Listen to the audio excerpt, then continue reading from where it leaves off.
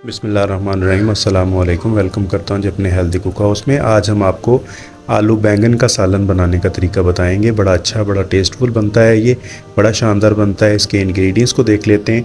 1 KG मैंने बैंगन लिए हैं। बैंगन ज़रा मैंने लंबे साइज़ में काट लिए हैं। हाफ़ केजी मैंने आलू लिए हैं। हाफ़ केजी मैंने टमाटर लिया है। हरी मिर्च है, प्याज है और कुछ ये स्पाइसेस हैं, ये मैं इस्तेमाल करूँगा।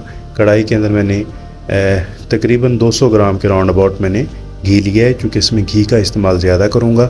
एक नए अंदाज़ में आज बैंगन तैयार करने जा रहे हैं। इसके अंदर मैंने जो आलू हैं उसको फ्राई कर लेंगे, कुछ भी ऐड नहीं करना, सिर्फ आलू हम पहले फ्राई करेंगे।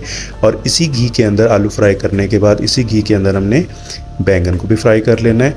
80% तक आपने आलू को फ्राई करना है, 80% तक ही आपने बैंगन को फ्राई करना है। बहुत ज़्यादा फ्राई नहीं करना। बाद में हमने इसका जब ग्रेवी बनाएंगे तो उसमें भी ये फ्राई होंगे, तो बड़ा टेस्ट इनका बनता है। बड़े बिल्कुल नए अंदाज़ में ये बैंगन तैयार हो रहे हैं, बड़ा शानदार इनका टेस्ट बनता है। अब देखें जी, बैंगन ऐड कर रहा हूँ। बैंगन को भी आपने हल्के हल्के हाथ के साथ इसको फ्राई करना है।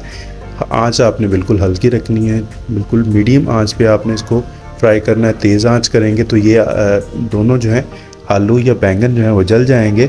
इनको हल्का फ्राई करने के बाद अलग-अलग बर्तन में इनको निकाल रहा हूँ मैं। और जो बाकी घी बचेगा इसके अंदर मैंने अभी इसकी ग्रेवी तैयार करनी है। उसके लिए प्याज को ऐड कर रहा हूँ मैं। प्याज को थोड़ा सा फ्राई करने के बाद इसके अंदर टमाटर ऐड करूँगा। दोनों चीज़ों को अच्छा फ्राई करने के बाद, डीप फ्राई इनको करने के बाद, फिर इसके अंदर हमने स्पाइसेस ऐड करनी है। ये देखें, काफ़ी अच्छे तरीके से आपने इनको ऐड करना है। प्याज चाहे तो आप किसी चीज़ की मदद के साथ इनको थोड़ा सा नरम कर लें। थोड़ा टाइम देना है आपने इसे, हल्की आंच पे टाइम लगेगा आपका इसके ऊपर। जब तक इनका घी नहीं निकल जाता तब तक आपने इनको फ्राई करते रहना है। इसके अंदर सब्ज़ मिर्च का ऐड कर रहा हूँ मैं। सब्ज़ मिर्च साथ में ऐड करेंगे। हल्का सा फ्राई करने के बाद 8 से 10 सेकंड के बाद आपने इसके अंदर स्पाइसेस जो हैं वो ऐड करनी है।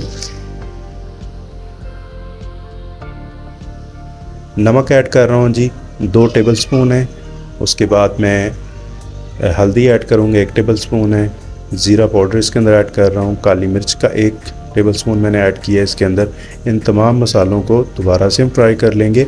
अच्छा इनको फ्राई करने के बाद, अच्छा इनको भून लेने के बाद हमने इसके अंदर ऐड कर देने जी जो आलू बैंगन है, वो दोनों चीज़ें हमने इसके अंदर ऐड कर देनी है। उनको मज़ीद हमने 3 से 5 मिनट के लिए फ्राई करना है। फ्राई करने के बाद अब उसको ढाँप देंगे, ताकि दम वाली फ्लेम पे इसको ढाँपेंगे। दम वाली फ्लेम पे जब ढाँपेंगे, आलू और बैंगन जो थोड़ी सी इनकी रह गई थी वो भी नरम हो जाएंगे और बड़े टेस्टफुल बनते हैं। ये बड़े शानदार बनते हैं। ये वीडियो ज़रूर आप लोग ट्राई कीजिएगा।